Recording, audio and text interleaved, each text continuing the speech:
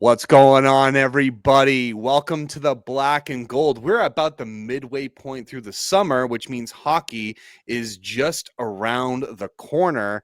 September is creeping up on us pretty quickly, which means the preseason is going to start relatively soon. This is HiBruiNation. I'm Goosey. You know me from Pucking Around podcast. Joined with me, as always, is two of my astounding co-hosts in Whitey and the Chavo. We are also the unofficial home of your Boston Bruins. Woo!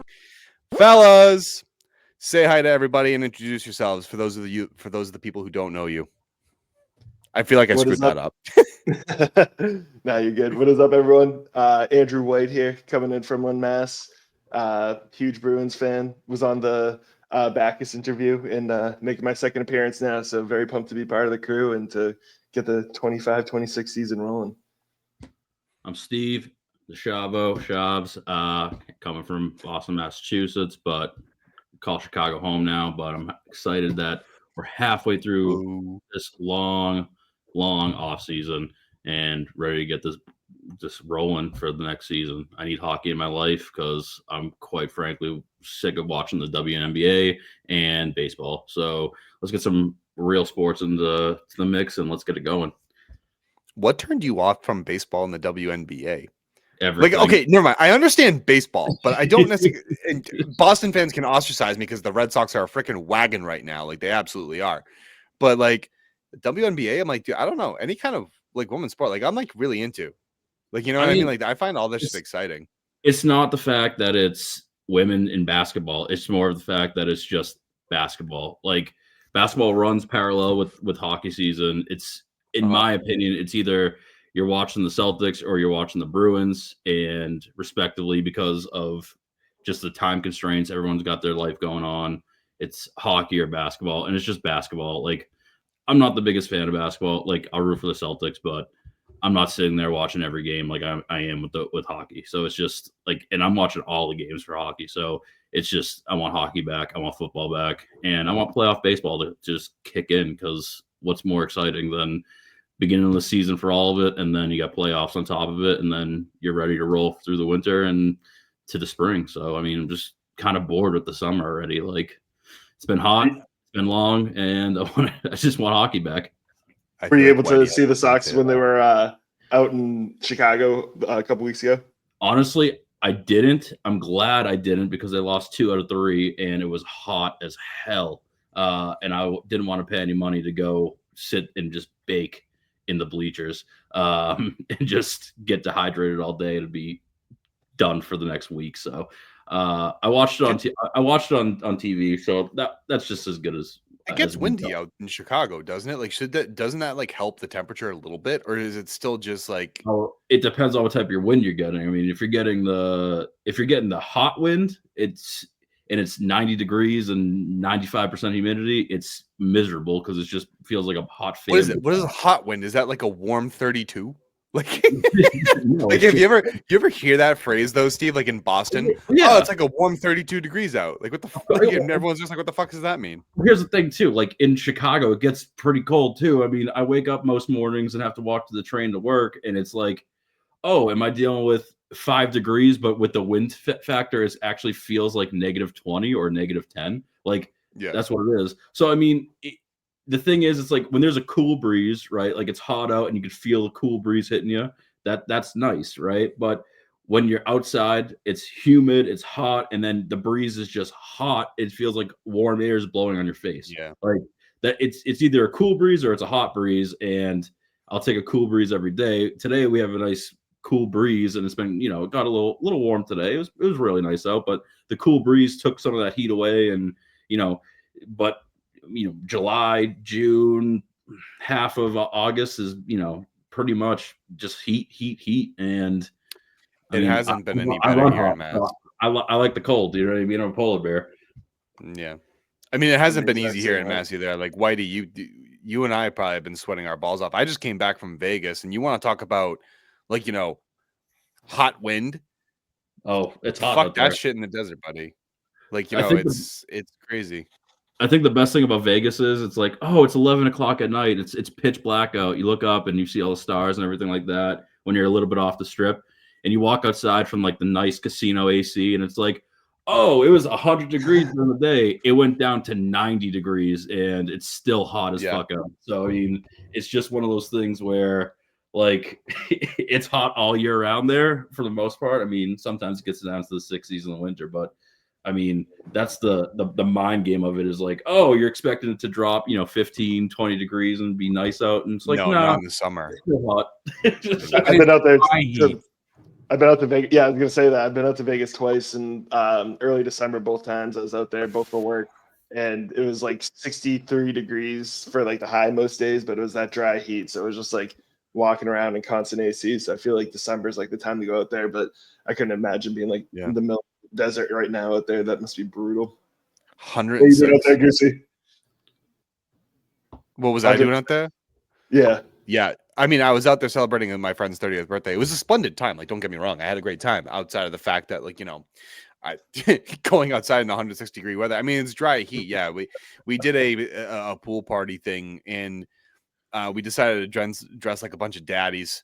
So, like, we had like the pink Calvin Klein, bathing suits and the the crop tops and the mesh.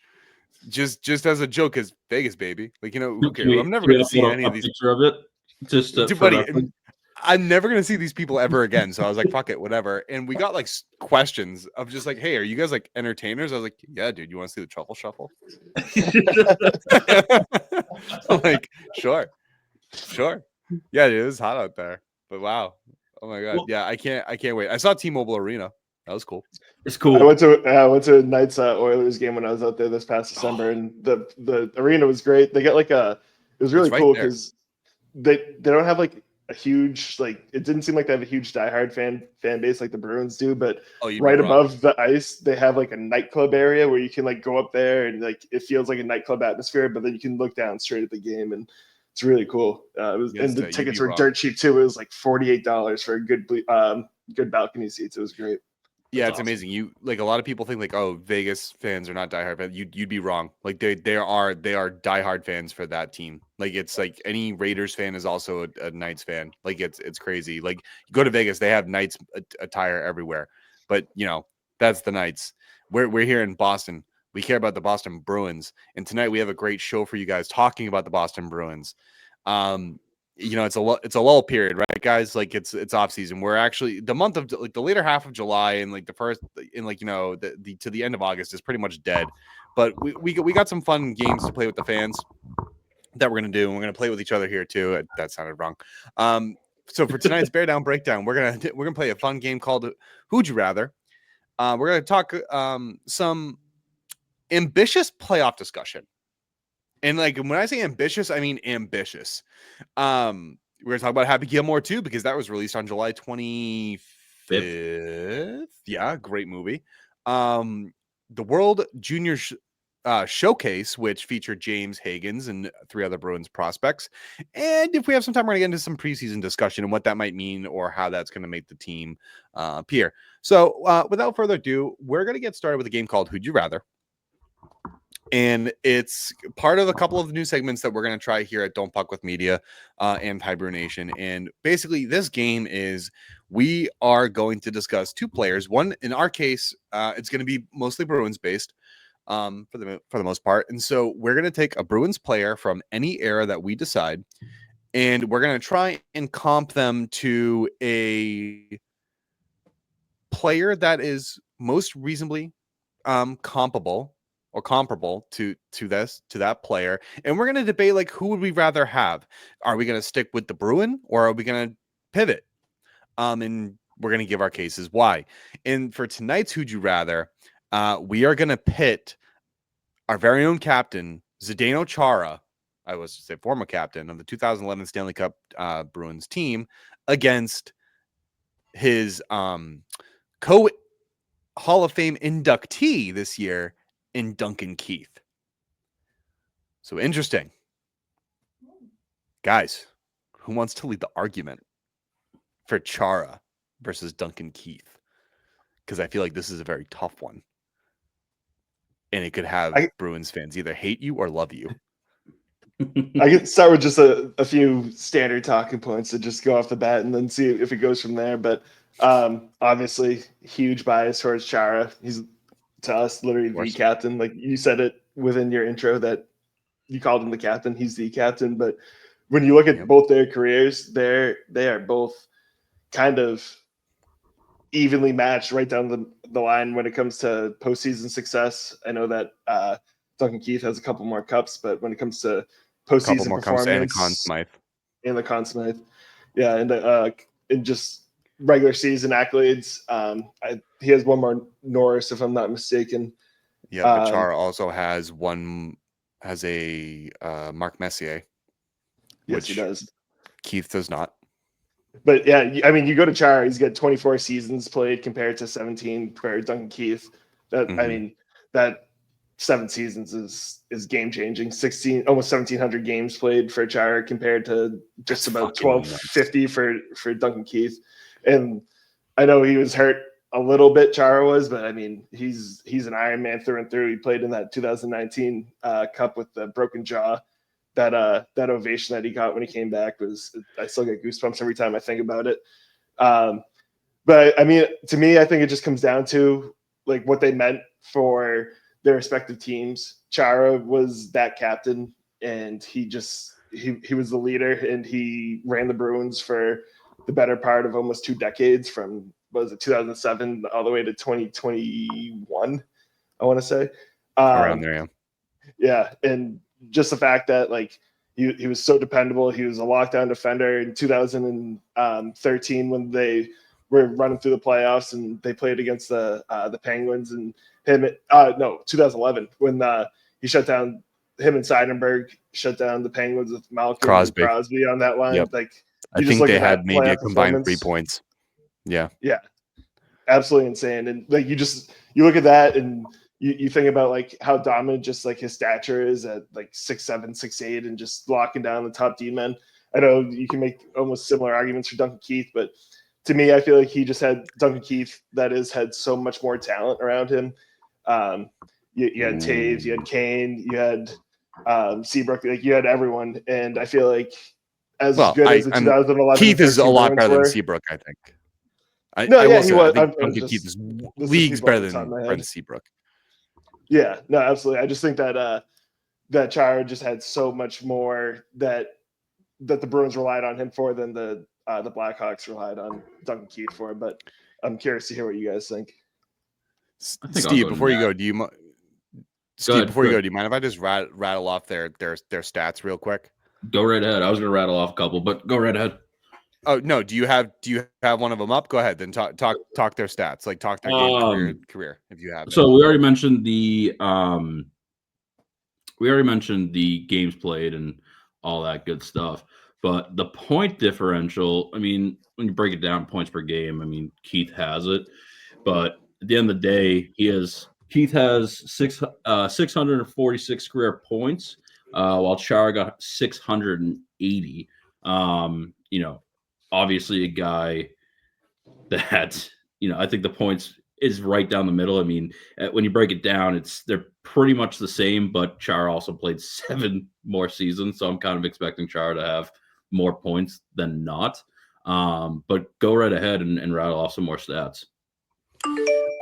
Yeah. I mean, I think you have a good point there. I think you also have to consider the advanced age that you're playing at with the games played. So I think that does impact Chara.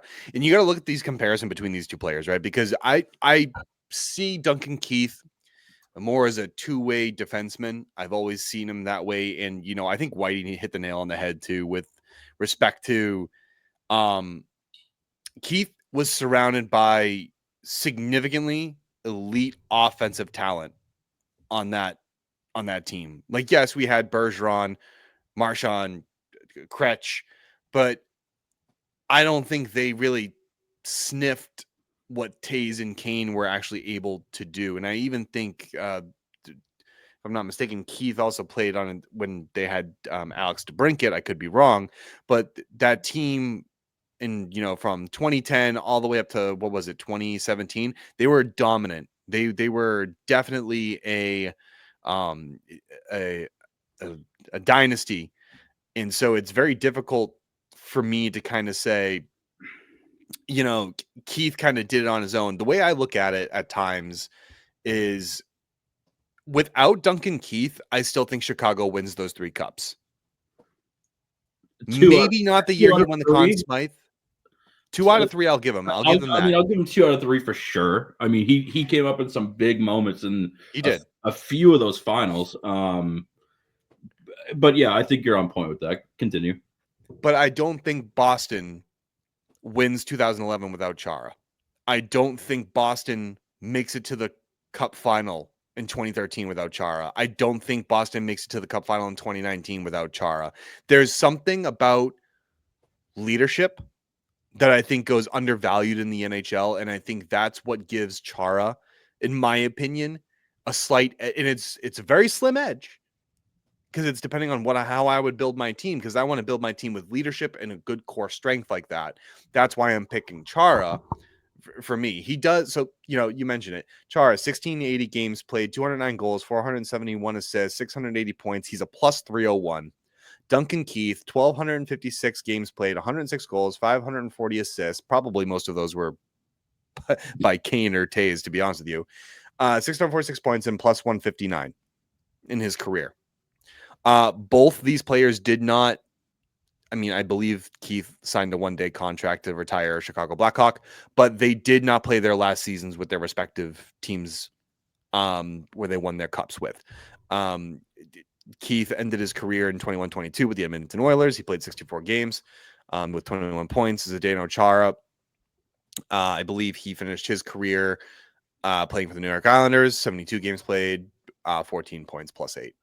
So there's some of those stats. They're also NHL All-Stars. Keith is a 4-time All-Star, and I believe Chara is a 6-time All-Star. So all of these things kind of add up. The only difference I think is that Keith was not a captain. And so while I think that he could still be a silent voice in the locker room, or you know what I mean by that, but without the letter on his chest, I still believe that that's the piece that Chara edges him out on. Yeah, and I feel like I'm not obviously part of an NHL locker room, but I feel like having the C on your chest means a lot, and it comes down a lot to that. But when you come back to the leadership point, I was just looking it up. Duncan Keith has 5 or 6 fights. They're giving him 5, and then one other site says 6, so we'll call it 6. But Chara has over 90, and just the way that he presented that leadership and was able to just fight for his teammates and display that captainship when he was just able to knock the piss out of people and really show his physical dominance, and just the fact that he was 6'9" and just an absolute animal on skates, and he still is now. He's running like ultra marathons or whatever. He's still an absolute beast. I think that when it comes down to that, comes to the C on his chest, comes down to the fact that they had pretty similar runs throughout the 20 teens where they're both making cups and everything. And you said it, we probably don't make maybe 2 out of the 3 of them that the Bruins did without Chara. And you can probably say that the Blackhawks probably make all 3 of theirs with him, with Duncan Keith.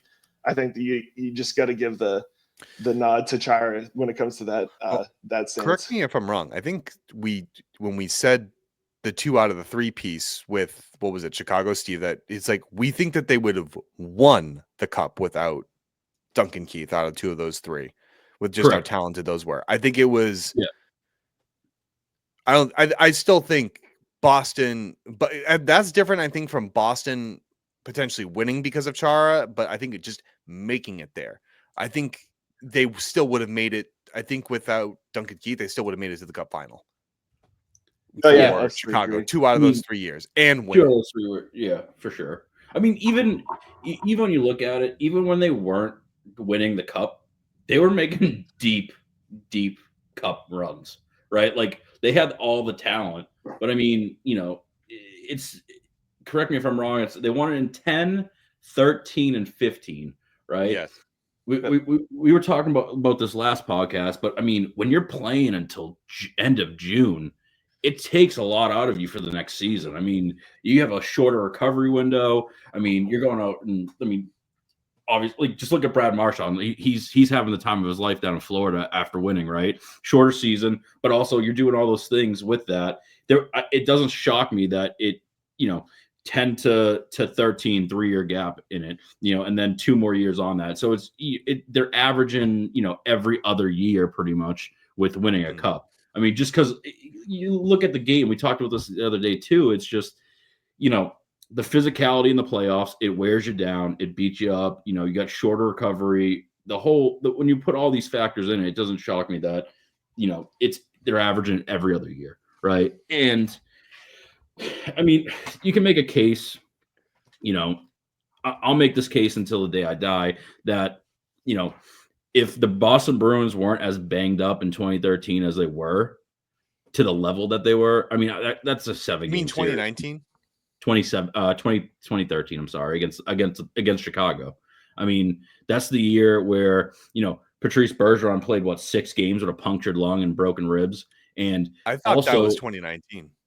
No, that 2019 is when 2013. That's when 2013 happened. But 2019 with Chara, with respect, that's when he played 2-3 games with. I think Bergeron also had a punctured lung in 2019. Did he? I mean, 2013 was the year that Claude Julien came out and said that if Tyler Seguin would have given half the effort as Patrick Kane did, they would have walked away with a championship. That was the year that they really blamed a lot on Seguin. Oh, yeah, but what I'm saying is, I mean, I heard from all the medical reports coming out afterwards when they were talking on WEI and Sports Hub, where I don't doubt that Bergeron or a lot of the players were injured. I think even by round 2, most of these teams and most of these players are playing through some sort of ailment. And this is what I'm going to get to. I digress. No, you're good. What I'm getting to is 2013 is also the year that Chara had his knee blown out. And it was attached, by 10% of what his ligaments were supposed to be. And then after 2013, he became a completely different type of player because he was, I wouldn't say scared, but he went into all these kind of fitness things where he was trying to take more care of himself because he only had 10% of his knee left, and he had to have basically reconstructive knee surgery during that 2013 playoff run. And, obviously that goes to, his Ironman ability there that we just talked about with how many games he played, and goes to his points, right? I mean, he came back that next year and he was kind of shaky. I'm not going to lie, but I mean, he was still solid. Well, with your knee, yeah, your knee. I mean, you need to skate, right? You need to balance all that on your knee and your hips. And it's a big thing for anybody to go through. Right. But at the end of the day, I'm taking Zdeno Chara just because, 1, I'm a homer. It's just 2, at the end of the day, it's Zdeno Chara. Dude had the hardest slap shot in the league. He was 6'9". His ability in the defensive zone to shut down some of the greatest players to play the game consistently. I mean, I want that on defense. I mean, we saw what last year looked like with the Bruins in their defense. I mean, I'll take 50%.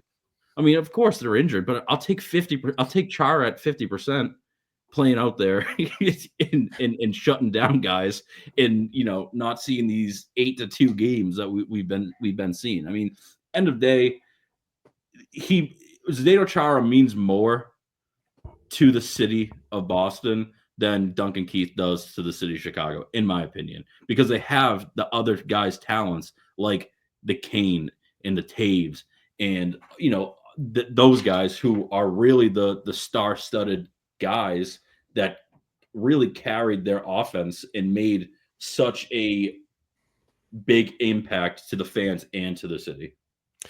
So then, what could playing devil's advocate? Let's talk about the case for Duncan Keith. Could you actually see a scenario where a lot of people would argue because, Keith has more cups, he has another Norris Trophy, and you can imagine his points production is better. So for people that you would say are more of an offensive minded individual, could you see people making the argument for Duncan Keith, or do you just feel like it's short-sighting Chara's defensive ability or would you argue that it's more of what role would you put them in?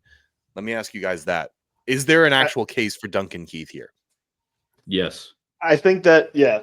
If you don't mind, I'll go real quick. But I think that if you just look at it as New England fans, we have to kind of deal with this in Tom Brady in a sense where there was a point when he was big. I know the comparison is apples and oranges to Tom Brady and Peyton Manning and Duncan Keith and Zdeno Chara, but like when it comes down to titles, and sometimes you can make that argument, but I know you put that poll out on Twitter about just Duncan Keith versus Zdeno Chara. I think that if you put it to a big national poll, I think that it would probably go like 65 to 35 for Chara. I know that they both meant a lot for their teams. I think that's low. When I think that's low. You think it'd be more? Sorry to interrupt you. I think that's low for Keith. Yeah, I think it would be more closer to 55-45 in favor of Chara, just taking into account because people will see championships, and I think that's what will do it. And not just that, he was a stud defenseman. I think it would just be closer, but go ahead. No, yeah, absolutely. He was a tremendous defenseman, but I think that when you look at the 2010s Blackhawks teams, like if you think of just like naming the players off the top of your head on who helped them win those cups, I think that he's at least third on that list behind Taves and Kane. I just think that when you think about the Bruins and the cup runs that they went on and how they got there and their physical mindsets, and they were kind of like the big bad Bruins that time. Like obviously you go to Bergeron and Krejci, and at the time like you had Lucic and Horton, like just big huge power forwards that were kind of doing the trick. But I think it always just came back to Chara and the team kind of went as Chara went in 2013 when he was hurt, and 2019 when he had the broken jaw. He just wasn't the same and wasn't able to help the team out as much as he could as he did in 2011. And I think that when you put those together on top of the extra 7 years he played until he was like 45. He's the oldest player to get into a fight in NHL history. I think that when you put all that into the same basket and you look at Duncan Keith's career, which absolutely tremendous career, Hall of Famer, I just find it's hard to have that debate besides just the titles for Duncan Keith. And I know in hockey, it's probably the most team sport where you can't say that this one particular person won you a finals in most years. I think that you just look at it from that standpoint, and I think Chara just gets a nod like 9 times out of 10 for me as a Bruins fan, and I could probably debate the wall for that. And if I was a Blackhawks fan, would be able to say similar stats to bring it up for Duncan Keith, but I'm trying to play it down the middle here, and I think that it's just Chara all day. That's fair enough. And to be fair about your point with him being number 3 on that list, I give him number 4 on that list. You can't forget Crawford, who again stood on his head. I think stole them in 2013.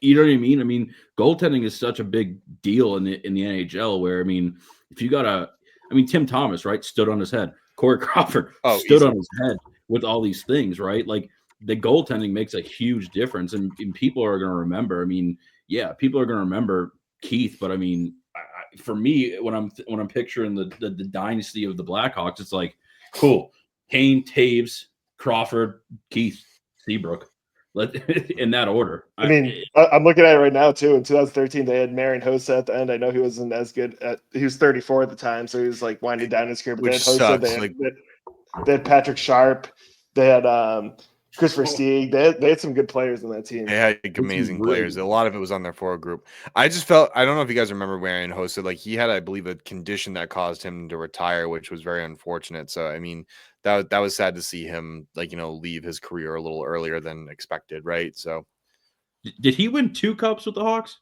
or just one? He won all 3 with them? I don't think he won. I don't think he won all 3. I think he won 2 of 3. 2 of 3. He actually did. He won all 3. He won all 3. Wow. I honestly completely forgot about him. 10, but 13, and 15. Yep.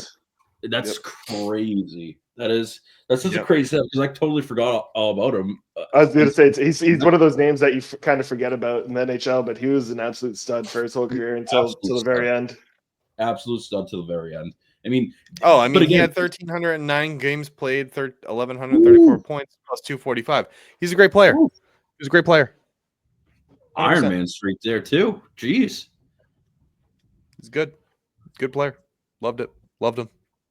Sucked he didn't play with the Bruins, but like, he also caused the Bruins a lot of pain. But like, what are you gonna do? Yeah, he did. He caused the Bruins a lot. Yeah, of pain. and I mean, I'm excited to see what the poll will say about the Duncan Keith versus I'm sure Chicago fans will defend Duncan Keith, and I'm sure Bruins fans will defend Chara. Obviously, it's just more of a matter of what do the unbiased people have to say. Now, mind you, also during these games that we're gonna play, as we come up with more of these, I without a doubt will probably choose a non-Bruin at some point. There will likely be a point in time. You just gotta be respectful, right? Or respect that player. Let's be honest with ourselves. Not every Bruin that we pick is gonna outplay or outperform another guy. And in this case, I think Chara just slightly outdoes Duncan Keith. I don't think it's by much. I think Taze versus Bergeron would be a good one to do next. That might be a case where I would actually pick Taze. Honestly, yeah, that's we're gonna have to save that one.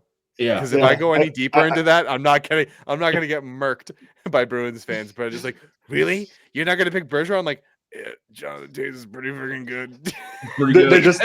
They're just so close with their Selkies and their face-off percentage and what they did as a first-line center that they weren't the premier scoring options on their teams, but they're both just so good. The next one, Whitey, that might have to be the next one. Bergeron versus Taze. I'm gonna need a week to sit on that. Yeah, so that'll be next week. That'll have to be the next one. Let's get into some talk about next season and how well this team is not going to do. I don't know. I'm going to have fun with this. Call it delusional. Let's just have some fun with it. Let's talk about playoff potential. I don't even call it potential. Hope. What is it? A prayer? What's a good word of just basically saying delusion? It's not going to happen. Delusion. Playoff delusion. Yeah. If you guys let's play around and have some fun with this, because let's be real, they're not gonna make the playoffs. They're not. But what would need to happen for them to outplay? Hold on 1 second. Toronto, who I think is going to win the Atlantic, Tampa, Florida, Ottawa, Montreal, Detroit, and Buffalo. The only three teams I can see the Bruins realistically competing with would be Detroit, because Yzerman has no idea what the fuck he's doing. And Buffalo, you don't like the Yzer plan? Dude, I'm with Alex. It's the Yzer scam. I'm with him 100% on that, dude. There's no fucking way that he's real. And Buffalo just, no matter how good that team looks on paper, because you could look at their defense and be like, that is a solid defensive core. What the fuck? You know what I mean? You could Buffalo just take one look at that right now. Yeah, right? I'm telling. Side note, and I know I've said this a million times, I will take any Buffalo Sabre player, whether it be NHL or AHL, because somehow, some way, they're going to turn into a 40-goal scorer somewhere or a Stanley Cup champion, because that's what they do. But I digress. Realistically speaking, I see Boston fighting for, at the most, 6th place in the division. At best, that's where I think I see them fighting. If they were to make the playoffs, and this is where my argument is going to be, and you guys can create your own paths. If they were to make the playoffs, it would be no higher than a wild card 2. Because I don't think they're going to outplay Montreal. I don't think they're going to outplay Ottawa. But Ottawa could also regress. Who knows? They could. Ottawa could be up and down. They're a roller coaster ride. They're definitely not beating Florida. Or Tampa. They're sure. I don't know if you guys Tampa's saw. Getting old. Sure, but their roster makeup is, they still have Gensel, they still have Braden Point, Anthony Cirelli. They have a decent defense. I am worried about Victor Hedman. And if you look at Andrei Vasilevsky, he did have a great success after his back surgery, but I wonder how that's going to keep up. So Tampa might be another team that might be falling out of the playoffs. But again, you're going to look at Montreal or Ottawa to replace them. That's my thing. And honestly, even as a Bruins fan, good for Montreal. I think the league is a much better league when most of the original 6 teams are competitive. So if the Bruins fall out, good to see Montreal get in there. Fuck Detroit. Because they just can't seem to fucking figure it out. They have Patty Kane for some divine reason. No, Hey, it would be you a mentioned. wild. Go ahead. I was going to say you were talking about the original six, and you say "fuck Detroit." I just thought that was a little funny, but Yeah, we'll just fuck Detroit because mainly because of Yzerman. Yeah, but I don't see them beating out those teams. I see them competing with Detroit, Buffalo, and that's really it. I don't think Montreal's going to regress. Ottawa might a little bit, Tampa might a little bit, but I don't see them falling deeper unless they get injury prone. So I see the Bruins, if they make the playoffs, as a wild card too, and I will have them playing the Toronto Maple Leafs because I think they're going to win the East.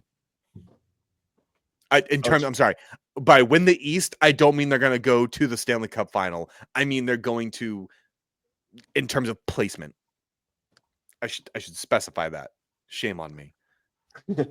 I'll let you take this one to start, Steve.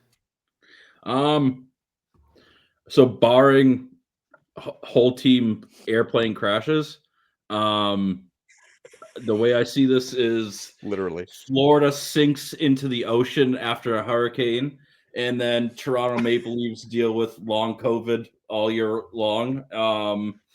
And then maybe we'll get wild card too. I mean, I don't see it. I'm not living in this delusional realm. I can't. No, that's why let's have some fun with this. Let's give some. I'm really Bruins trying fans some here. false hope. I'm trying to have this fun. I mean, this will piss Rick off. If some guy actually walked up and shot Lane Hudson in the knee, then yeah, the Bruins might have a chance of getting there. And like maybe if someone like caught like the Ottawa Senators gambling on themselves again, like maybe we could get somewhere. But like, and maybe if Florida just got eaten up by the rising oceans or whatever, then yeah, we'll probably get in there. But yeah, I understand. Yeah. Continue. It's just I'm trying to have fun with it, but honestly, I don't see a world where the Bruins make the playoffs this year. I mean, aside from Toronto imploding for the first time in the regular season. Again, they're the regular season all-stars. They in the regular season, they're great. It's hard not to watch their game because they're actually entertaining in the regular season. But then when it's time for game one of the Stanley Cup playoffs, and it's like deer in headlights, and they just freeze and they can't handle the pressure in Toronto. But to your point about the Habs actually being a playoff contender for, let's just say, wild card 1, 2, or even the 6th spot, like I think that's good for the league. But also, I kind of miss the Bruins Habs rivalry, where like those games actually mean something, and we're getting fights, and people are playing harder because it's like Boston versus Montreal. Like those are the games that people want to see. It's like kind of like the Detroit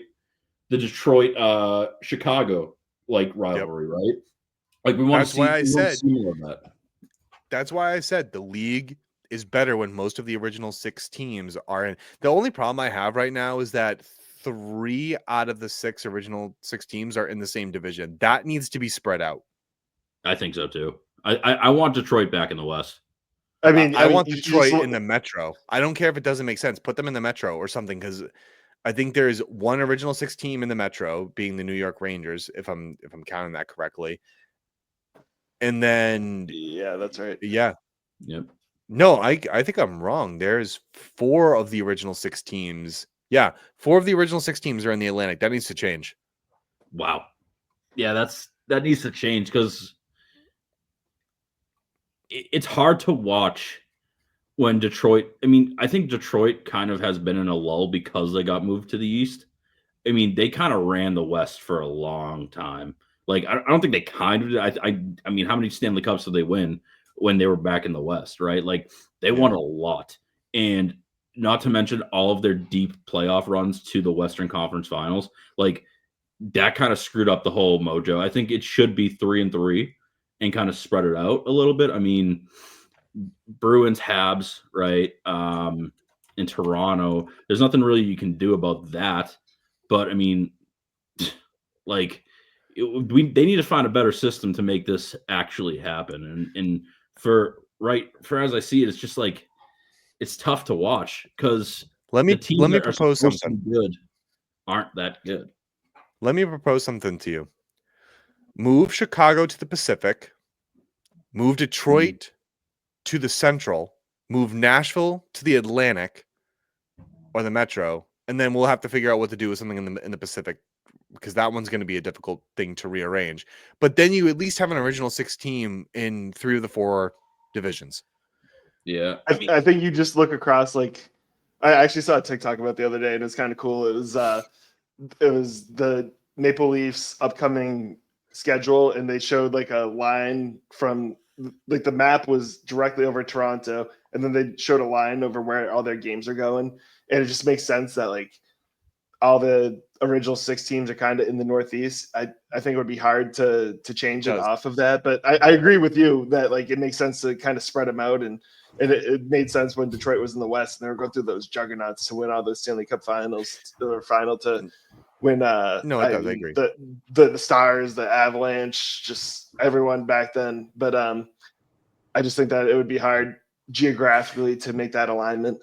Yeah, can I give You an could even opinion? move Can I give a quick opinion? God. They're not going to do it because of travel, and they're all trying to save money and time and everything. They're just not going to do it. If you move one of the teams like Detroit, I mean, and are they going to want to go and do all that travel? Any team that they move is going to not be happy about that. You could move Nashville if you really wanted to. You could move Nashville to the Pacific, not the Pacific. Yeah, sorry, I think Nashville, because they're right next. It's they're next like to Carolina. They're less than an hour flight from Detroit or from Chicago, so I think that they could realistically make that happen. Yeah. But I think that's like the only one. Like you said, the Blackhawks going to the Pacific. It's just like there's so many other teams out there, like the Ducks, the Kings, like I mean Vancouver. Yeah, it would need to work Calgary. It would. That doesn't make a ton of sense for them. I mean, the only thing that I'm really upset about is like the Detroit thing. They are a central team, and they always will be a central team. It's a 45-minute flight from Chicago to Detroit. Like, that's the only thing that kind of irks me. I understand, with the makeup of New York, Massachusetts, Toronto, and Montreal, right? Where those are kind of all more local, but at the same time, it's just Detroit is in the middle of the country, literally. Here's another thing. Like, even then, so right, design your road trips. It won't impact the travel as much as people think. All you have to do is just design the road trip such that it is still, like, you get good fuel economy. If that's going to be the thing that holds it. But I think we've gotten away from it. But from the playoff discussion with the Bruins. But yeah, I still stand firm to believe that we could spread that out a little bit better. Getting back to the conversation about the Bruins and the playoff discussion, and like, what Steve was saying is like, it's fantasy land. We're going to be in fantasy land if we believe that they actually might do it. If they do, hold on, let me ask you this. Actually, Whitey, I don't know if you've given your opinion yet, but we'll get there. But I have one question to ask you this. If we did, how the hell do you think we would have made it to the playoffs? Because for me, it would be on the back of the defense and the goaltending, because our offense ain't doing it. I was literally just gonna dive into that. I think that if you want to live in fantasy land and you think that the Bruins are gonna make the playoffs, which I currently am, I always think that there's always a chance. Homer. I think in 2022, the year that we had 135 points, we didn't start off like as crazy good as the rest of the season went. We kind of hit the groove in December, but I think it does come back to, first of all, starting off, maybe you get the coaching bump with Marco Sturm, and maybe he can just change for like 5 games, the scenery within the organization, and make you just kind of have like a hot start to the season. And then, like you said, I think it comes down to the health of the D-men and kind of playing through the defense, and you need Swayman to progress rather than digress in the way that he did this past season, where he was just your regular guy in net. And I think that comes down to load management, and that was his first time kind of being the guy when you had Ullmark for the year before that. But and I think there were several factors. I think there were several factors that were playing into Swayman's poor play. The fact that the contract negotiations took as long as they did, the fact that even Montgomery was not happy or satisfied with what was going on in the locker room, or he was dissatisfied with the team and Don Sweeney and everything else. And then that like mentality trickled down into the players. And so I feel like it was just a year where they started off on the wrong foot. So they couldn't even get to a uniform decision on where to go. So as much as I want to blame Swayman, I think there were several factors that impacted the team. Now, could they turn it around and maybe make a fight for 5th place? Sure, but they're not going to make the playoffs. Sorry, Whitey, go ahead. Yeah, no, absolutely. And they obviously started off really slow last year, but then they got to a point where I think they were leading the Atlantic, like right before Christmas time, if I'm not mistaken, or maybe not leading it, but they were in the top 2 or 3 within the Atlantic. And then right before even the trade deadline, before everyone got hurt and before we started sitting everyone and really tanking the year, we were like 2 or 3 points out of the playoffs, because I remember talking about Alex and we were just fighting the Flyers and Bruins might make it. But I mean, if you get better defensive play and the defense stays healthy, you get better goaltending, and then like this is me living Fantasyland, you get Fraser Milton or Fabian Lysell coming up and can provide a spark on offense. I think that's the only day way they let Fabian Lysell play on this roster is going to be a cold day in fucking hell. It's or crazy, in this case, a cold day in You're letting Chicago. Sanders, why not? Yeah, Sanders, yeah. I mean, don't say that name. I kind of like him. Don't put that evil on me, Ricky Bobby. Don't put that on us. I think that there is a slight realistic pathway, but at the same time, if I'm being objective, I don't really see it. But I think that there is a slight, like a 5% path that they could make the playoffs. Yeah, 5% at best. I'll give them 10%.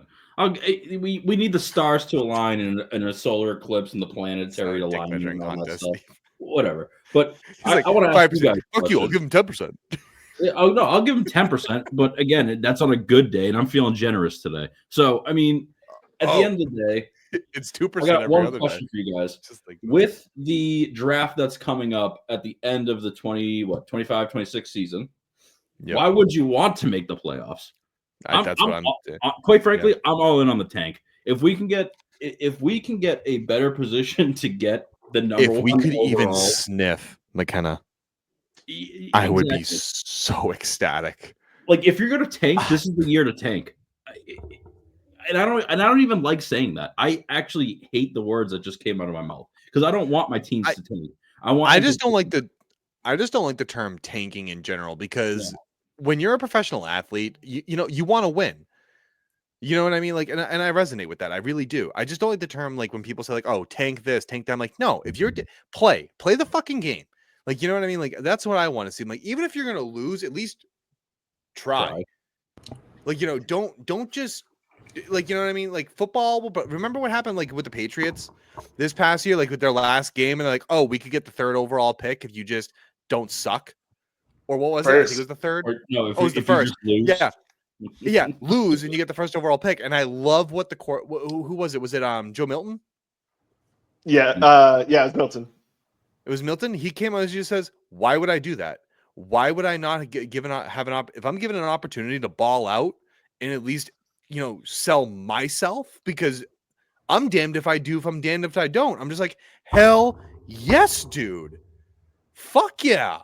I agree with you 100%. Why should I appease a fan base that's just gonna fucking scream at me later? No, fuck. Players don't. But they will.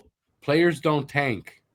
When you're talking about a tank, it's the management that has to tank by what they do, the moves they make. Players aren't going out on the ice to tank ever, and they don't give a shit about the draft pick. They don't. No, I agree.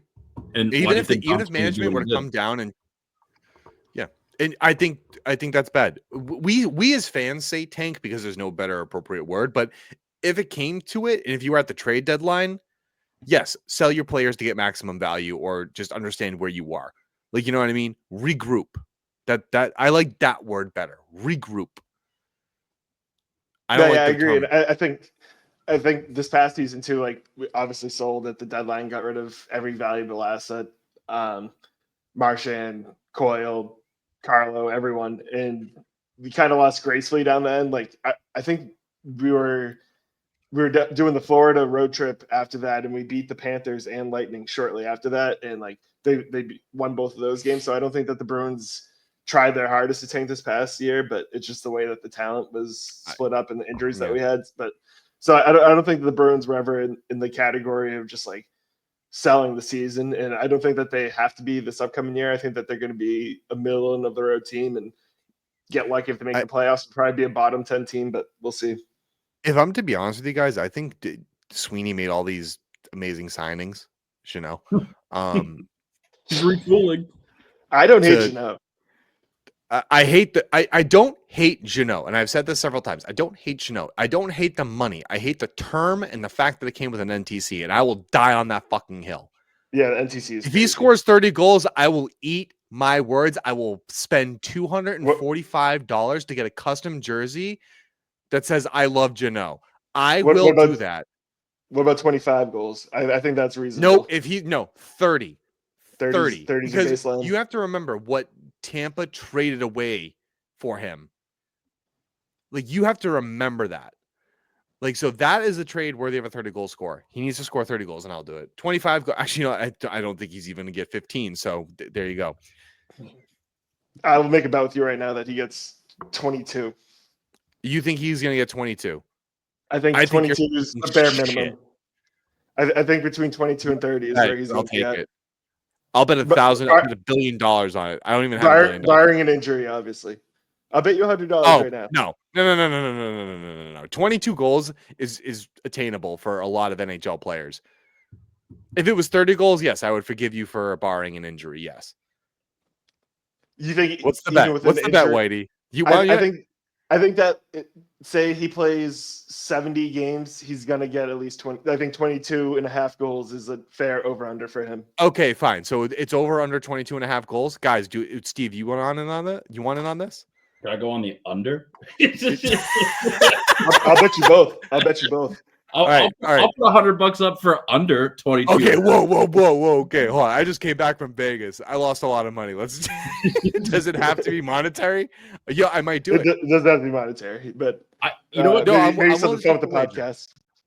Okay. We can have some fun with it. No, I'll take the under on it. You say under over 22 and a half goals? I'm definitely taking the under on that. Guys, or do you I think 22 and a half is strong for points even. Combined. What do we do? Points. Oh, I wouldn't for say points. That, Steve. No, if you're doing points, I might take the over. I think you might get 25 points. Maybe, but no, that's so egregious. I'll do you a solid here, Whitey. Wow. Okay, if he hit, the over under is 21 and a half because then that gets you your 22 because you think he's going to score 22. I'll give you that. Okay, so you're going to take the over 21 and a half. I'm going to take Steve and I are definitely going to take the under 21 and a half because I don't even think he's going to sniff 18. And if he does, I will eat my words. 10 goals this season. I'm looking at his hockey DB. He had one season with 41 points and 24 goals. He didn't even come close. Not even close ever any other years. That's fine. So White. I'm going. That's fine. Whitey believes under. it. I don't care what he believes it. He's got faith. He's living in He's fucking living in fantasy land, and I love it because he's like our delusional Bruins fan, and I'm here for it. I love it. I absolutely fucking love it. That was the only year that he played over 67 games. He played 81 games and he got 24 goals. That's what I'm saying. If he stays healthy, he's allergic to the puck, is what he is. That's fine. We'll see. All right, we'll so see. here, I think he'll be a service. I am going to go ahead. I'm writing it down. There is a friendly wager. Writing it down right now. Friendly wager. 21 and a half. I'd say over. 21.5 goals. Tanner Jeannot. We're talking goals, right? Goals? Yeah. We're saying goals, and we're saying has to play 70 games. Whitey, that's a pretty healthy season. That's a pretty healthy season. Kim and Steve have the under. Scratches do not count. Okay, that's fine. Yeah, healthy. So if he's scratched for a game, we count. Yeah, we count that towards games played. Okay. Yep. That's fair. I just think that he's a pretty, to me anyways, I don't know. I haven't watched all his tape, but I think that I've had him on my fantasy team a few years. I think that he's a serviceable guy when he is healthy, but that's few and far between. You've had Tanner Jeannot, bro. Yeah, because you get him for 3 positions. You get him for center, left wing, and right wing. Oh, okay. I didn't know that's how you do it. Okay, yeah, mate. Utility guy. Utility. How many leagues have you won with Tanner Jeannot on None of them.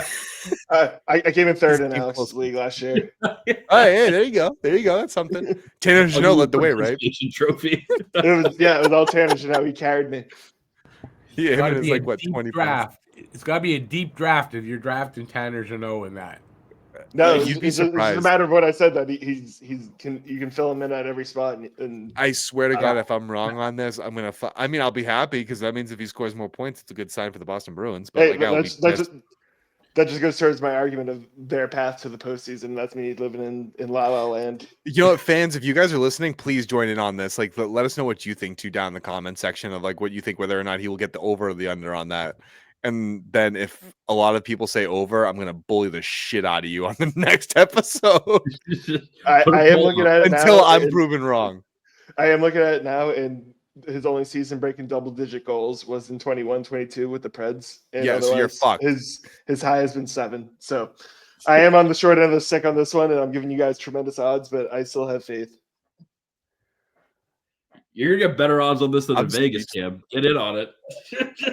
Right? Yeah, right? I might submit this to Vegas and be like, put some yo, big money on it. you want to make easy money? Yeah. I know a guy. I know a guy. This guy makes crazy bets. Whitey will take your bet.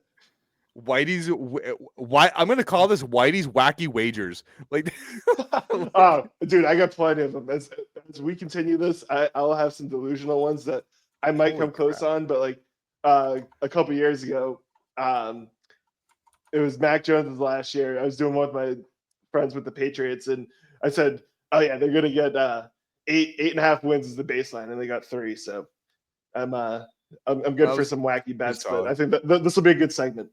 Wacky. I think you might just be insane. But it's I okay. mean, I'm honestly homer, here for it. I'm a homer through and through. But I don't care. I'm here for it. And like people might just be like, yeah. I'm just like, oh come on, this is fucking hilarious. This is fun. To get involved. Yeah, Get involved in the conversation. Might as Welcome to well. HiBruiNation. Holy shit. We're like 21 HiBet and a Nation. half Holy goals. fuck. First, third line, baby, fourth line. Watch. Oh, this is gonna No, be fun. watch it. He's gonna do it. Watch. He's gonna do it. He's He'll gonna do it. do it before. Really listening. He'll do it, and everyone's jaw's gonna hit the floor. We're all bashing it now, and Whitey's gonna be like, "Lick it, fucking lick it." He'll do it before the trade deadline. Okay, no, that's too much. I'm gonna stop you right there. These I'm gonna odds stop just you right there. be Beyonce should have won that award. Like, you know what I mean? Like, that's where we're gonna go. Guys, any other little points that you guys want to make before we head to the next topic? I'm ready for Happy Gilmore. I'm ready for Happy Happy Gilmore? Yeah. You guys saw it, right? It's a good fucking movie. It's a good fucking movie. I don't know. I liked it. It was all right. The cameos were nice. I'd honestly say that, and we were talking about before the show about this, I think that like going into it, if you had the expectations that it was going to be a corny sequel and that's what you were going to get, I literally was watching it by myself and laughed out loud by myself. I think that there were some really good spots in it, and I knew that it was going to be a corny sequel. Adam Sandler movies haven't been good since like maybe the last Happy Gilmore, maybe like The Waterboy or whatever, but you just know what you're getting yourself into, and I think that it kind of hit all those notes. The cameos were good. I personally enjoy that he gets like his whole family involved. Like his wife was in it, both his daughters were in it. Yep. I think that was really cool, and I think that generally going into it with lower expectations and thinking that it was just going to be a corny remake, and that's what it turned into, it kind of exceeded my expectations in that sense. So I personally liked it. I like that he was wearing Bruins gear the whole time. I like that. It looked like they filmed in Dorchester. I didn't really look into exactly where they filmed. There were some parts like they were Dorchester. filmed in Boston. Yes. Did you see the point where like, you know, they really got into it when everyone's like, oh, the Bruins suck and the whole family just goes there and erupts? I'm like, yeah, that's great. Like the little subtleties around like how much they love, like how Adam Sandler loves the Boston Bruins was hilarious. Eminem. Okay, here's one thing I didn't understand. Like people were ragging on Eminem and just being like, "Oh, you weren't good at it," blah blah blah blah blah. And I'm just like, "Are you kidding me? He was hilarious.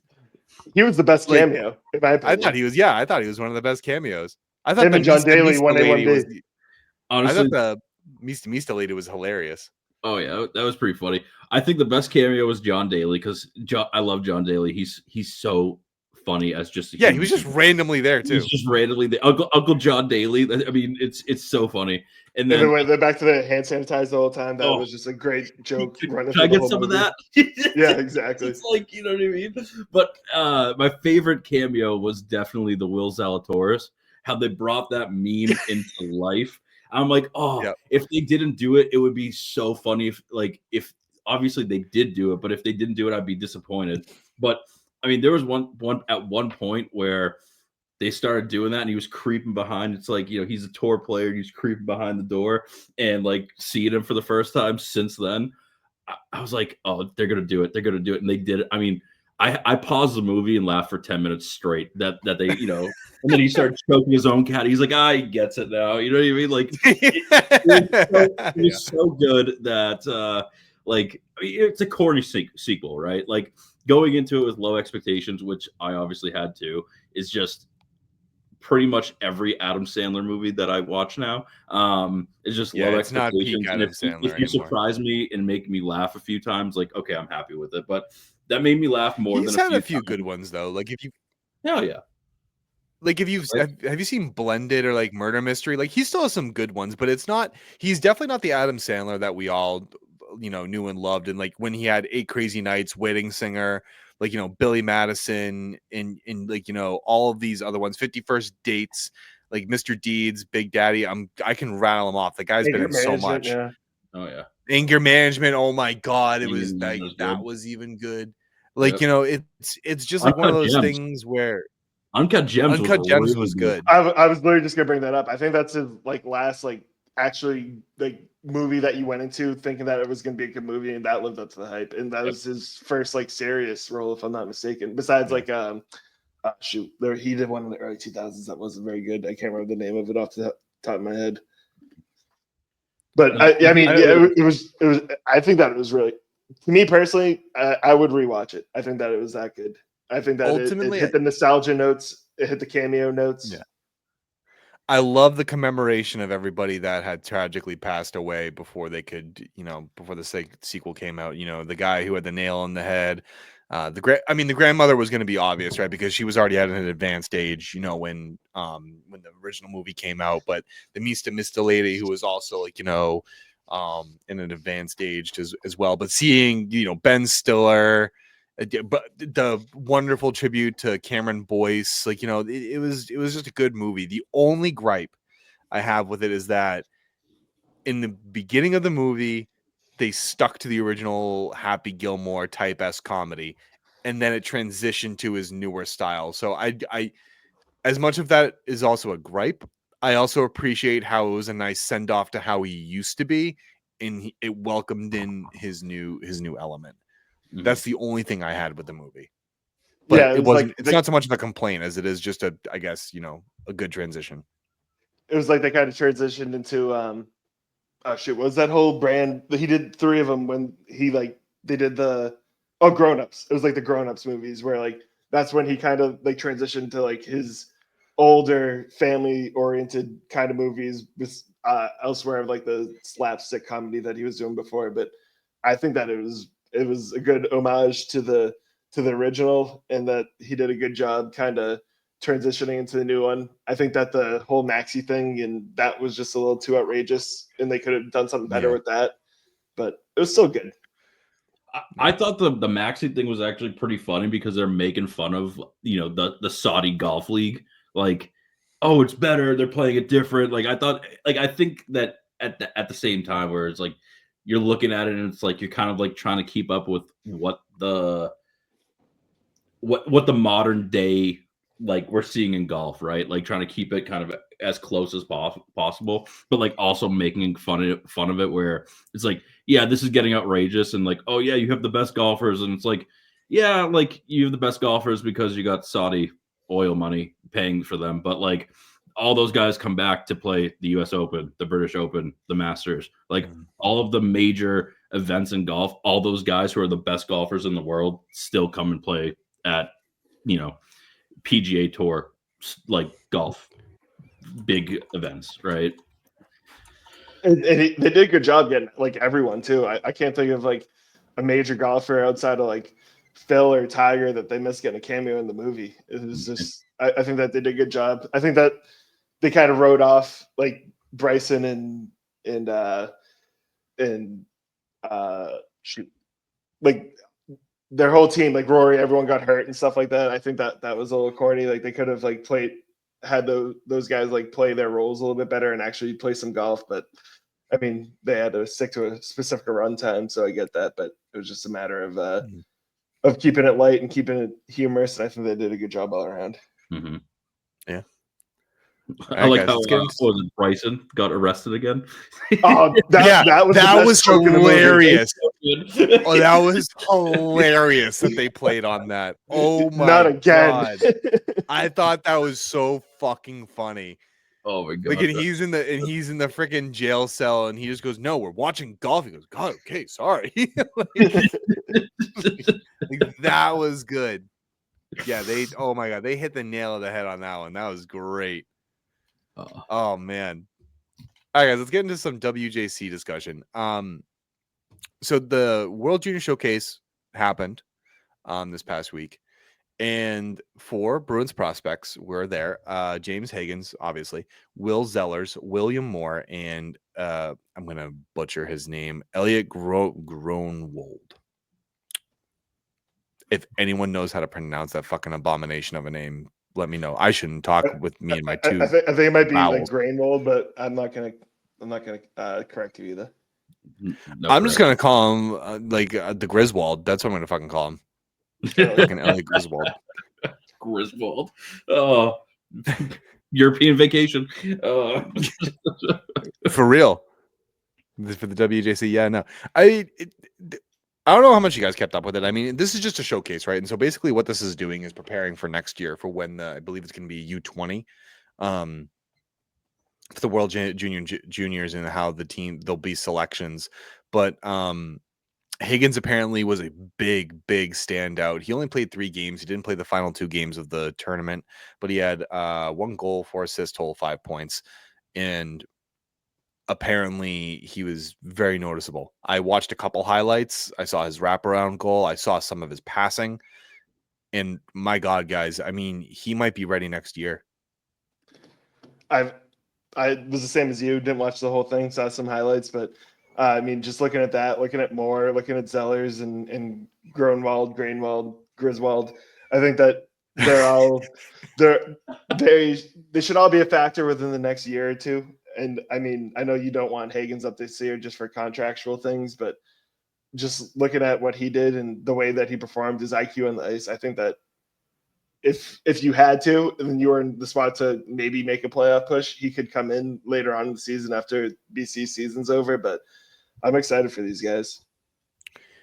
I think most Bruins fans would like to see him just spend 1 year at college and then give him a 9-game try.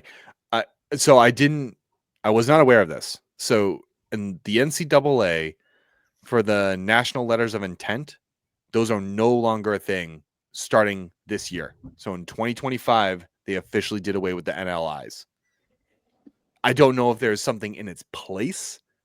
Like if you're receiving money from a college, whether or not you can do that or you owe them a certain amount of time. I don't know. But there are no more NLIs for the NCAA. So James Higgins, in theory, could sign his ELC whenever he wants. The only thing is, if he does sign his ELC, he's no longer eligible to play in the NCAA. That kind of typically correlates with the end of their season, and like if the Bruins were making a playoff push for that like whole timing in like February, March, April. So I don't see like we're back. That's awesome.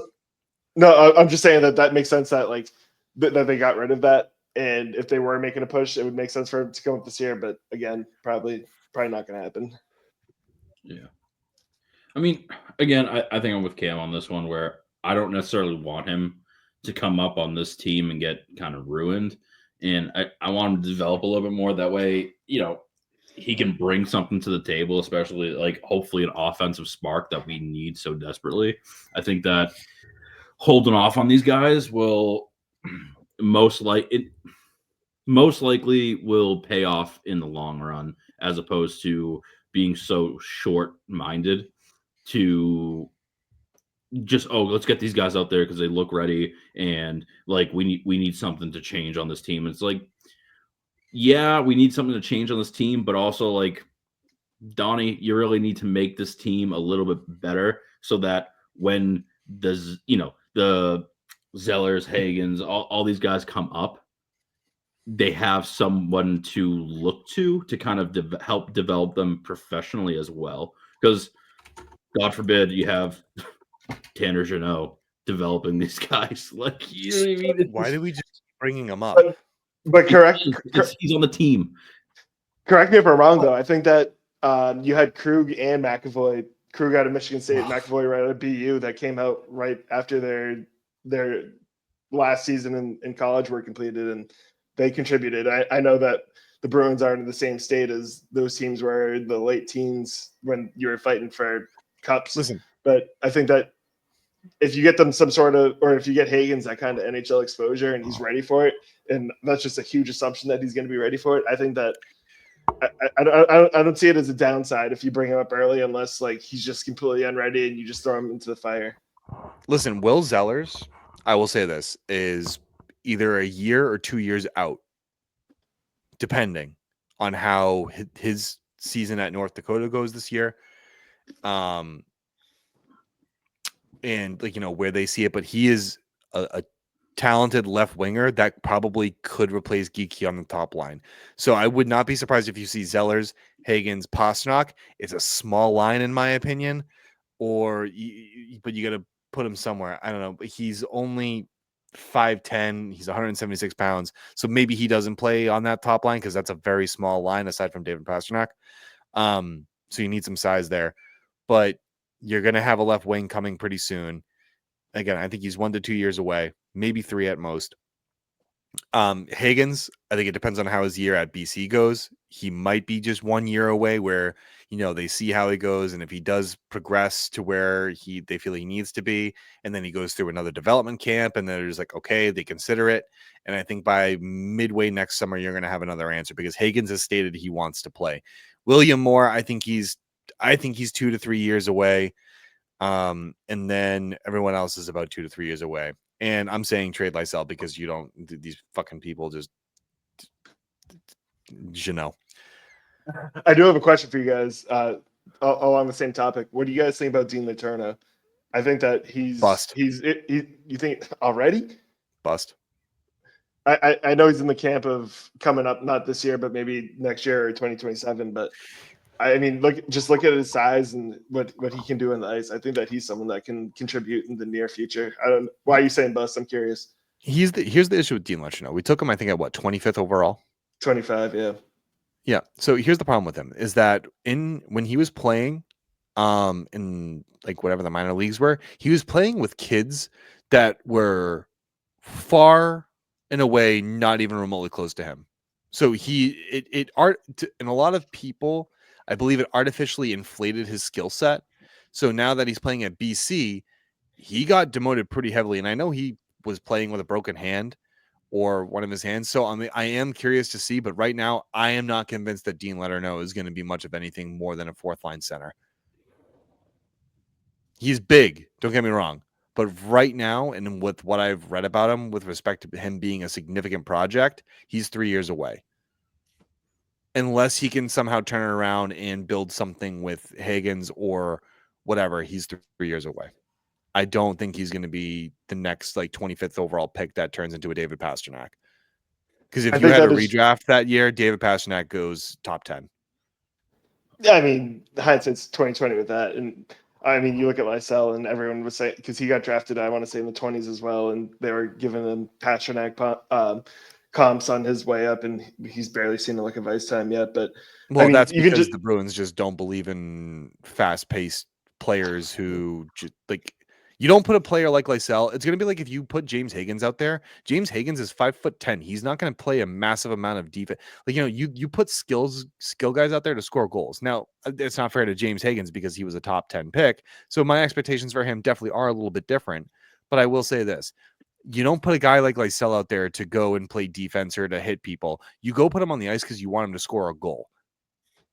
So I think he's a role player.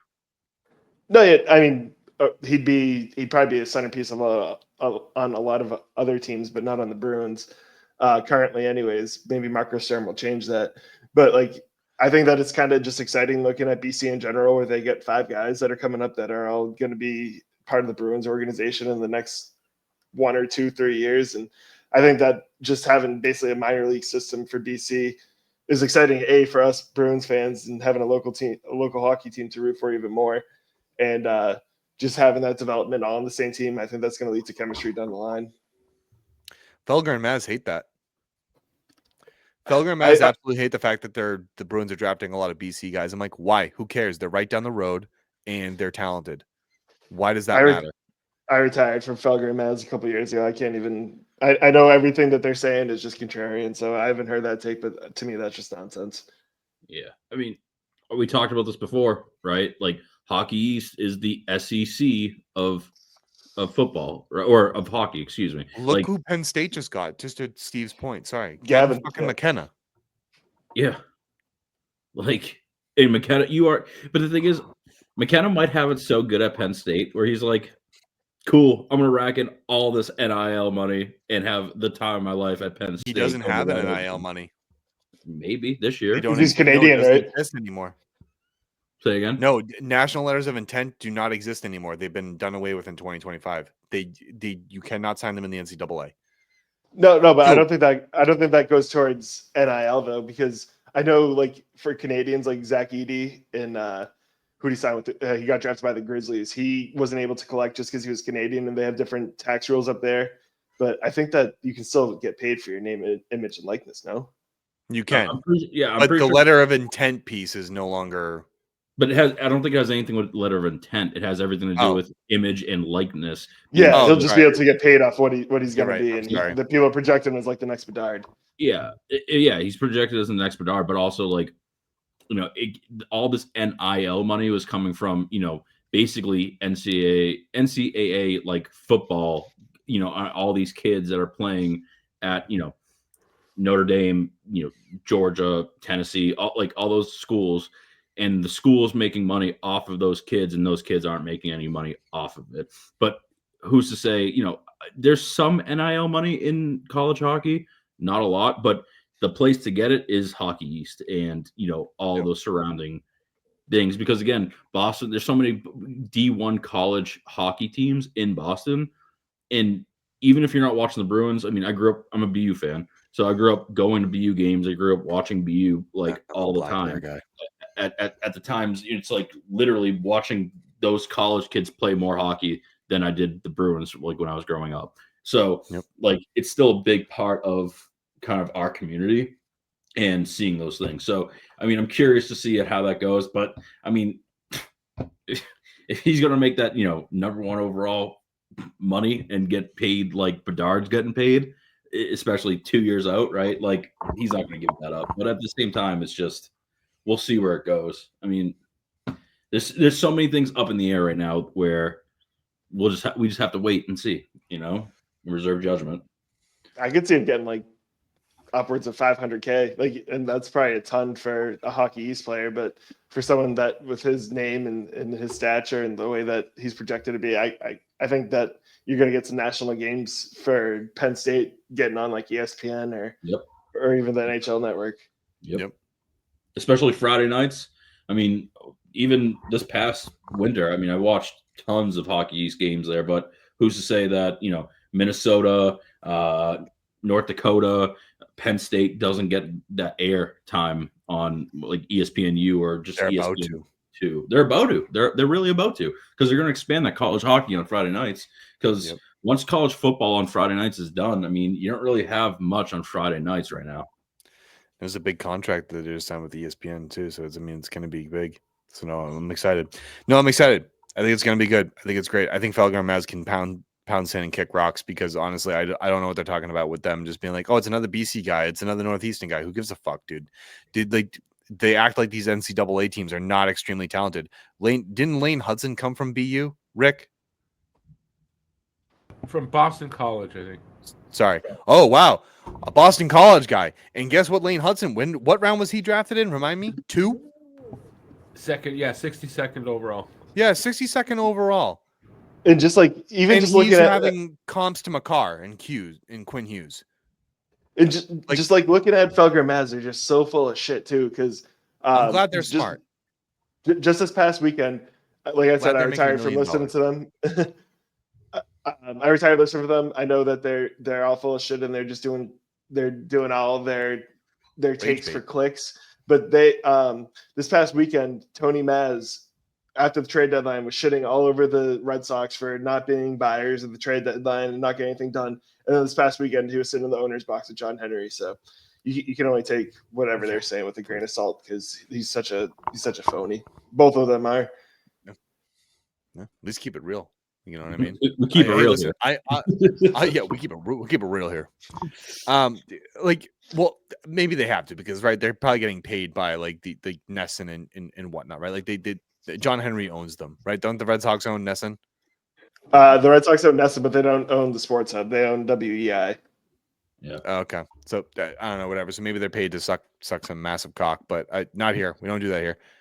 We believe in truth here. We don't get paid for that. You call me a liar? I ain't calling you a truther. Ain't calling you truther. By the way, guys, before we go into our final topic tonight, we now have merch.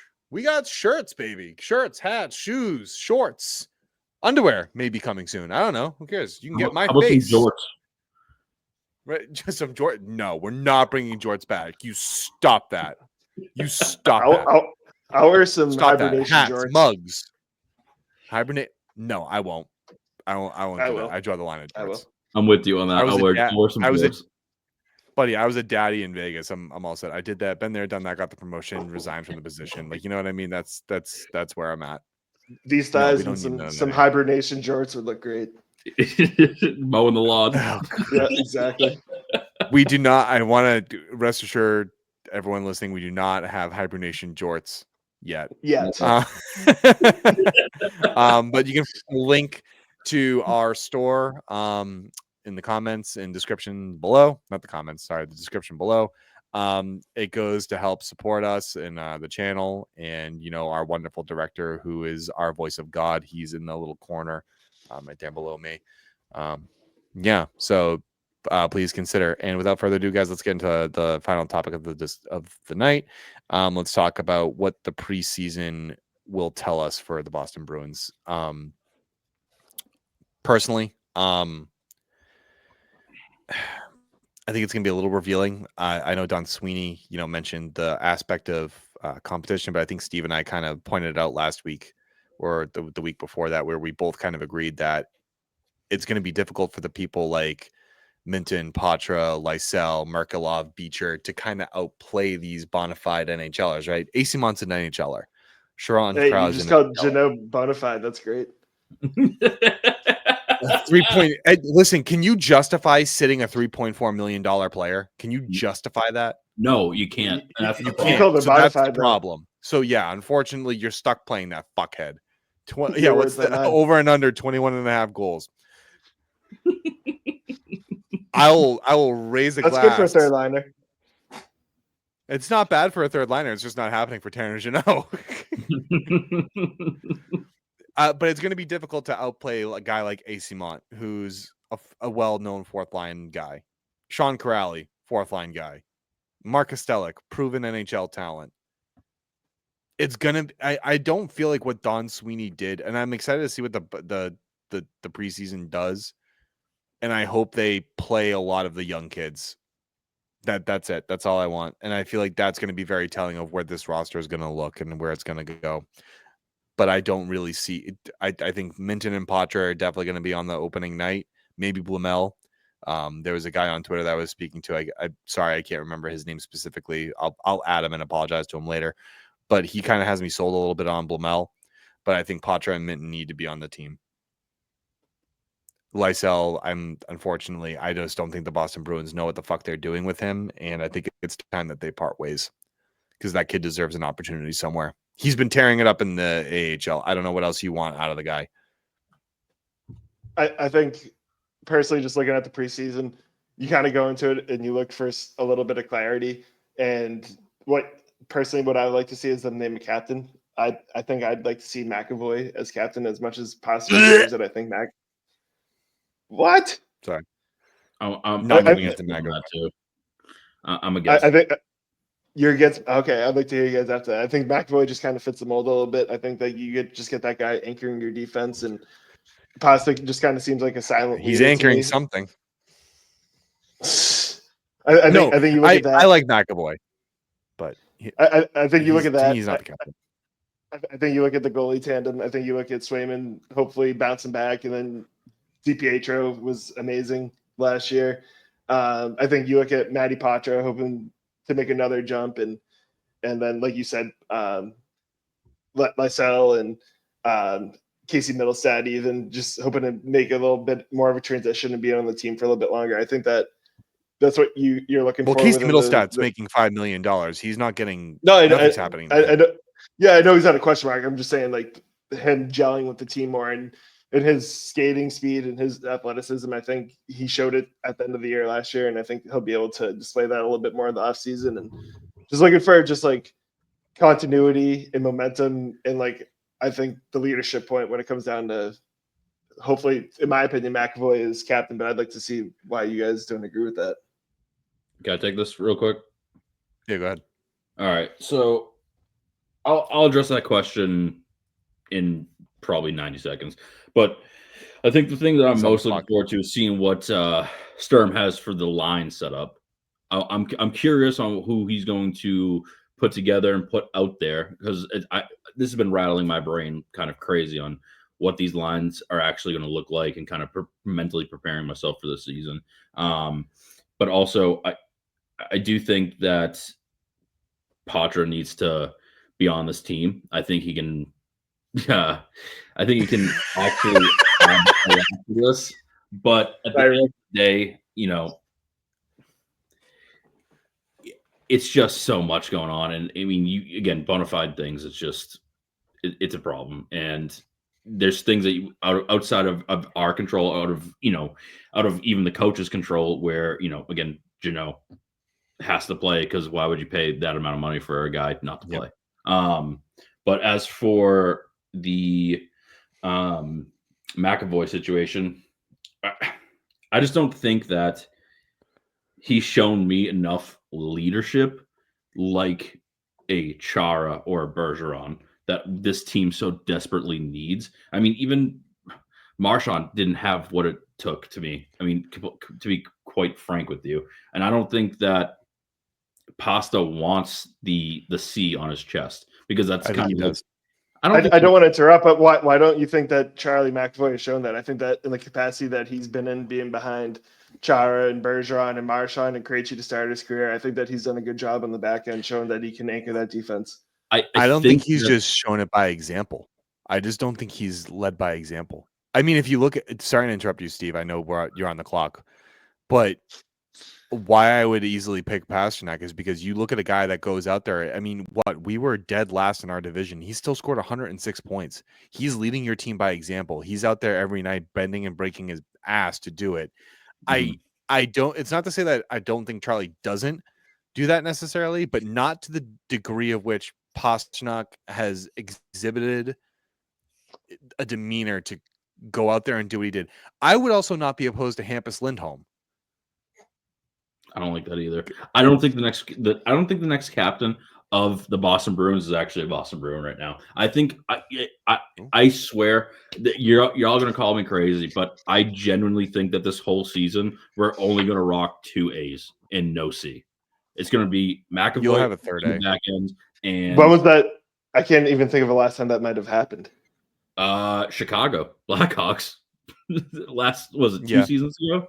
They didn't have Anaheim too before. Well, they were a lot younger. Both those teams were a lot younger. McAvoy's been on the team for 8 years now, 9 years. Of course, but I think it's 3. I'm with Steve. I think it's 3 A's, and maybe the leader emerges out of there. I think they're not rushing to see who the next captain is.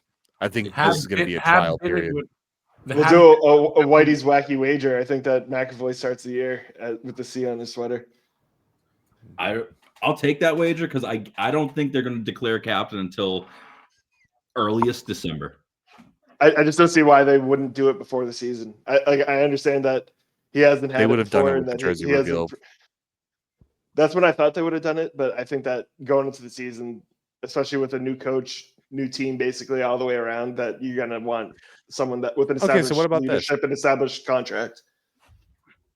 So for the preseason, then, do you think the preseason will give us an indication of whether or not there's going to be a captain? Because I think the preseason is going to tell us two things: what the lines are going to look like, and I think this is what I think what the preseason is going to end up doing is this is going to be the time to juggle the lines. This is going to be the time to keep the kids in the rotation and figure out if they even fit on this roster.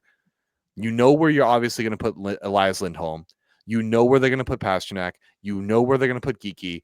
Everywhere else, except like in the middle six, because I think your fourth line is pretty defined at Asimont, Corrali, and Kostelik, and I honestly think they're going to get rid of John Beecher.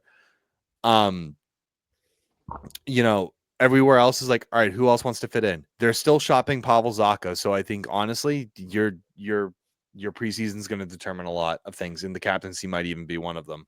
But I still think I'm with Steve. I think they rock 3 A's. I think it's going to be Lindholm, McAvoy, and Pasternak. I don't think that it's gonna make or break any sort of captaincy issues. I think that you're right, where they're gonna mess with the lines. They're gonna see what kind of chemistry they have across the board. But like I said before, I think that just going into the season with a young team, where Passa's basically he is the most tenured person on your team. I mean, just the players that you have. I know, like for the Bruins, for the Bruins, anyways, it's a younger core from what we've had recently with Bergeron and Marshy and Chara. So that's what I'm saying, young in that sense. But I think that you have to come into the season established if you do want to contend, and you do want to have a proven leader. And you guys might disagree with that. I think that he is a proven leader. I think that you put the C on his chest just to have that going into the season and have that mindset set where you're gonna have this person is your leader. I think Pasa is obviously the better hockey player, but I think that when it comes to leadership wise, I think that it's a no-brainer to make McAvoy your captain.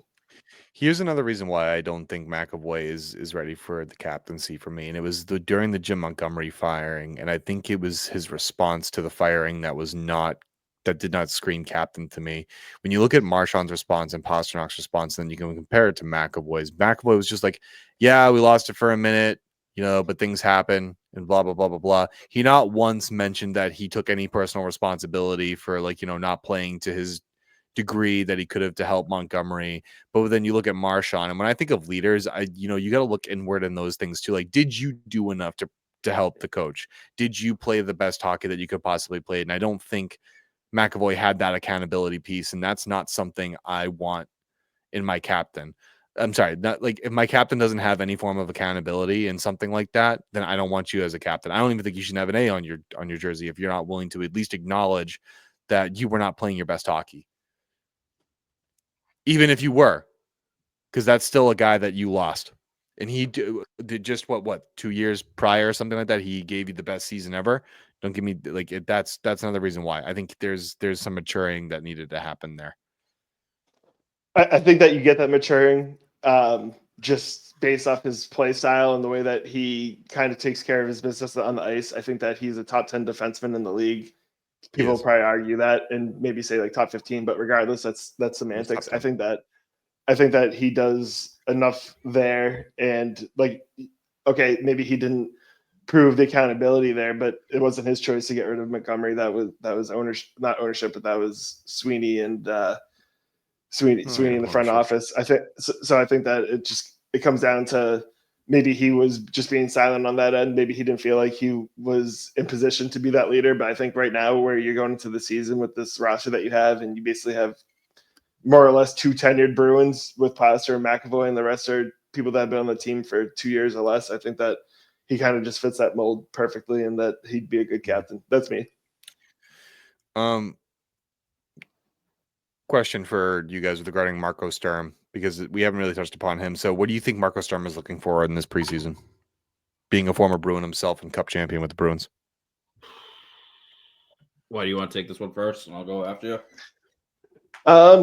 I think if you just look at where Marco Sturm fit as a Bruin, he was like a third, fourth liner. Maybe he played on the second line a little bit. I was like 10 or 11 when he was like in his prime on the Bruins. And I think you just kind of look at him as kind of like that silent leadership role. I think that he was a solid player, and I think that that's what he's looking for is just consistency across the board. I think that he's going to demand the most out of his players and create that accountability. I think just going into the season with a new coach and basically a fresh start across the board is going to be good on that end, where they can all learn and grow together with not a ton of expectations for this team going into the season. But I think that he's going to change up the culture a little bit. I think that he knows that the past couple of years we were kind of stuck in like the big bad Bruins, quote unquote, where there wasn't a ton of offense to be had. And I hope, Well, we anyways, just went back to that. yeah, I know. I just kind of hope that you look at like the Lysell piece or the Minton piece or the Middlestat piece where you have all of this offensive, quote unquote, firepower. I know they're not top tiers. Middlestat's just quick, but yeah. No, yeah, that's what I mean. But I just mean like I think that he'll break out into the offensive mindset a little more and where the league is kind of going. I know that the Flyers. I'm thinking about Alex. The Panthers just kind of won it based off their defense and based off a slower game in that sense. But I think that you have to do transition to a faster paced game, and I think that Marco Sturm can bring that. Cool, Steve. Like you, I think he's looking at, kind of a lot of things, right? First, what you just said, but I'll build off of it. I think he wants to see who's going to have that leadership role, right? There's a reason why the Bruins haven't assigned a seat yet, and it's obviously going back to our conversation. But again, he's trying to figure it out, and also I think he's trying to figure out how the fuck he's going to get Don Sweeney's A+ signings during this offseason into the lineup and how to use. Let's be real. Talent. Hold on, just let me finish. And how to put in the quote unquote offensive powerhouse or firepower that we have into this established lineup. I think there's a lot of things that Sturm is going to need to do, and it's going to be a lot of juggling, to be completely honest. And he's going to have to figure out, one, who's showing the leadership characteristics that this team needs and what we can build on, and also how he can actually set a NHL lineup for day one of the regular season. So there's a lot of things on this dude's plate, and I actually kind of feel bad for him because upper management and front office didn't put him in a good position, and it's going to be a tough year for Sturm. It is. It's going to be a tough year for him. Yeah, I agree with that. I think Sturm is going to have a tough year. I mean, I think it's going to be a motivating year, though, for Sturm. I think if Bruins fans are going to be or not just Bruins fans, but if management and Bruins fans put so much pressure and think Marco Sturm is going to be the answer to change this into a cup contending team on year one with the roster that's and the players that are put in front of him, I think you got to give Marco Sturm a whole another thing. Like, it makes me think about Montreal, because Montreal has a phenomenal coach in the form of Martin St. Louis. I will concede to that point, but it took some patience from the organization in Montreal and their fans to recognize that St. Louis is a good coach, but that team needed to develop a little bit, and he's great. And that's what I think the Bruins fans in the organization need to embrace with Marco Sturm, that if you believe that this is the guy and he shows the characteristics of him being the guy that can take you to the next level, then you need to give him the same respect that Montreal, I believe, has given Martin St. Louis. How did I do, Rick? I think you got it wrong, because most Habs fans were fine with Marty St. Louis. It was the dummies that had to learn that he was a good coach. But okay. Sorry. I also think that the Canadians had. Fuck you, Rick. I'm right. I think that the Canadians had more. They had more runway.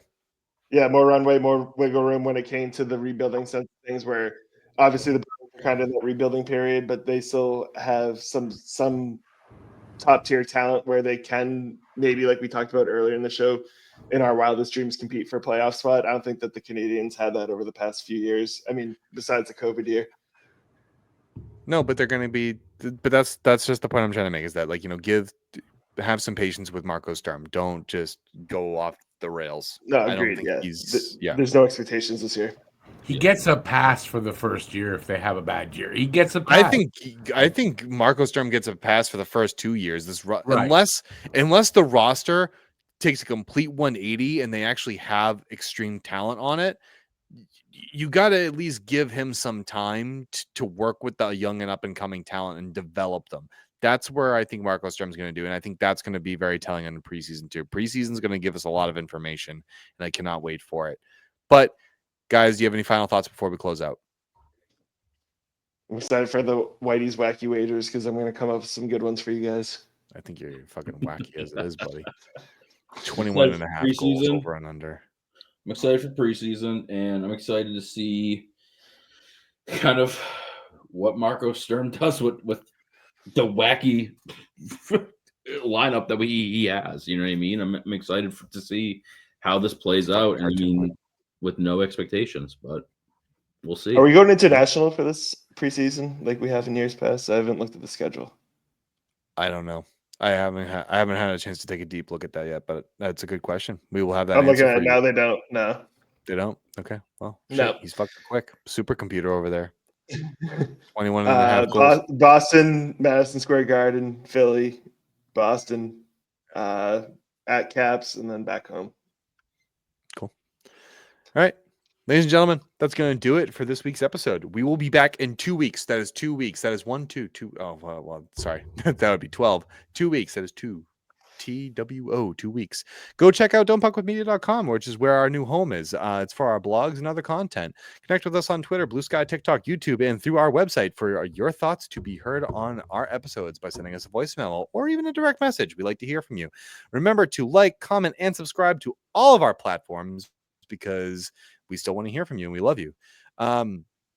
We have merch, as I previously mentioned, so please go to Fourth Wall at Talking Habs. The link is in the description below and support, all of us here because we love to give you guys some amazing hockey content. But as always, we love you guys, and until next time, go Bruins. Rick, take us out. Buy some jorts.